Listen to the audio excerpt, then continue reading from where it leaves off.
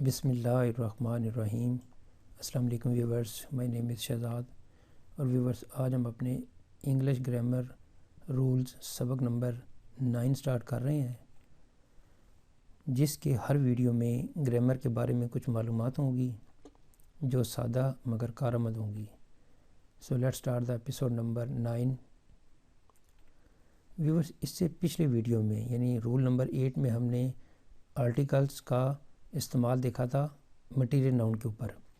آج ہم نے دیکھنا ہے جی کہ آرٹیکلز جو ہیں وہ ممالک کے ساتھ کیسے لگتے ہیں یا نہیں، اگر لگتے ہیں تو کیسے لگتے ہیں، اور اگر نہیں لگتے تو کیوں نہیں لگتے۔ چونکہ یہ ممالک جو ہیں وہ ناؤن ہیں تو اس لیے ہم ناؤن کا ایک گو تھرو کر لیتے ہیں۔ کسی چیز کا نام ناؤن ہے، یعنی ٹیبل چیئر وغیرہ، کسی جگہ کا نام جو ہے یا کسی شخص کا جو ہے وہ نام، یہ سارے کے سارے ناؤن کہلاتے ہیں۔ آگے ناؤن کی کئی کیٹیگریز ہیں، وہ ابھی ہم ڈسکس نہیں کر رہے۔ اسی طرح آرٹیکل جو ہے وہ کیا چیز ہے؟ آرٹیکلز ایسے الفاظ ہوتے ہیں جن سے ہمیں ناؤن کی اسپیسیفک یا انسپیسیفک ہونے کا پتہ چلتا ہے۔ یعنی آرٹیکلز ایسے الفاظ ہوتے ہیں جن سے ہمیں کسی ناؤن کے اسپیسیفک یا انسپیسیفک ہونے کا پتہ چلتا ہے۔ اب اس میں ہم رول دیکھتے ہیں جی کہ عام طور پر ممالک کے نام یا ملکوں کے ناموں کے ساتھ آرٹیکل نہیں لگتا۔ یعنی رول نمبر 1 یہ ہے کہ ملکوں کے نام کے ساتھ آرٹیکل نہیں لگتا۔ فار ایگزامپل ہم دیکھتے ہیں جی، when will you come to the Pakistan, آپ پاکستان کب آؤ گے؟ اب دیکھیں، پاکستان ایک ملک کا نام ہے لیکن اس کے ساتھ ہم نے دا لگایا ہے، تو اس رولز کے مطابق یعنی ملکوں کے ناموں کے ساتھ آرٹیکل نہیں لگتا، تو یہ فقرہ غلط ہے۔ اب اس کو کریکشن کیسے کریں گے؟ When will you come to Pakistan, یعنی یہاں پہ ہم جو ہے وہ دا ختم کر دیں گے تو یہ جو ہے وہ فقرہ درست ہو جائے گا۔ نیم آف دا کنٹری جو ہے ملکوں کے نام، وہ ہم اس کو کہہ سکتے ہیں کہ یہ پراپر ناؤن ہے۔ اب اس رولز جس میں کہ تمام ممالک کے ساتھ جو ہے وہ آرٹیکل نہیں لگتا، لیکن یہ قانون، یہ رول، یعنی یہ جو اصول ہے سب ممالک پر اپلائی نہیں ہوتا۔ کیسے نہیں ہوتا؟ ہم دیکھتے ہیں جی، کچھ ممالک کے ناموں کے ساتھ یعنی بظاہر جو ان کے نام ہیں وہ دیکھنے میں ہمیں پلورل لگتے ہیں، یعنی ان کے اینڈ پہ ایس آتا ہے۔ یہ رول نہیں ہے لیکن ان کے اینڈ پہ کیا آتا ہے؟ ایس آتا ہے۔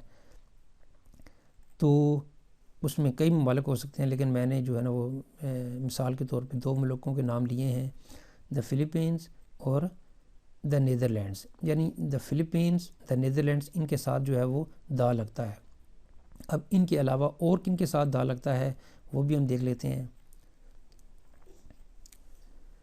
اس کے علاوہ کچھ ممالک جن کے ناموں کے ساتھ دا لگتا ہے، یعنی جو کنگڈم ہے، جس طرح دا یونائٹڈ کنگڈم ہے، اسی طرح اور کئی کنگڈم ہوں گے لیکن میں مثال کے طور پر ایک کنگڈم لے رہا ہوں۔ اس طرح کنگڈم آف بھوٹان بھی ہے، کنگڈم آف بحرین بھی ہے۔ تو یہ ہے کہ جی کنگڈم ہے دا یونائٹڈ کنگڈم۔ اسی طرح اسٹیٹس ہیں، دا یونائٹڈ اسٹیٹس آف امریکہ ہے۔ اسی طرح یونائٹڈ عرب ایمریٹس ہے، اس کو ہم دا یونائٹڈ عرب ایمریٹس بولیں گے۔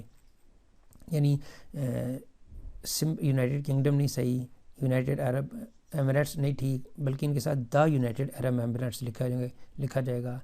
ریپبلک میں جس طرح ہو سکتا ہے جی کہ the people's republic of China, republic میں the people's republic of China ہم لکھے جائیں گے۔ تو یہ ہم نے دیکھا جی کہ عام طور پر دا نہیں لگتا، لیکن کن ممالکوں کے ساتھ لگتا ہے، کن ممالک کے ساتھ لگتا ہے جن کے اینڈ پہ ایسا آ رہا ہے، یعنی دا نیدرلینڈ، دا فلپینز، یا جن کا کنگڈم ہے the kingdom of Bhutan, the United Kingdom, the United States of America, the United Arab Emirates. تو ویورز، یہاں پہ اختتام ہمارے آج کے جو گرامر رول نمبر 9 کا۔ تو ایٹ دا اینڈ ویورز، اگر آپ کو یہ ویڈیو پسند آتا ہے تو کائنڈلی اس کو لائک کر دیجئے اور سبسکرائب کر دیجئے اور اپنے سوشل میڈیا اکاؤنٹ پہ اس کو کائنڈلی شیئر بھی کر دیجئے۔ مزید معلومات کے لیے you can visit our website www.onlinequizacademy.com۔ Viewers, اگلی ایپیسوڈ تک مجھے اجازت دیجیے۔ اللہ حافظ، السلام علیکم۔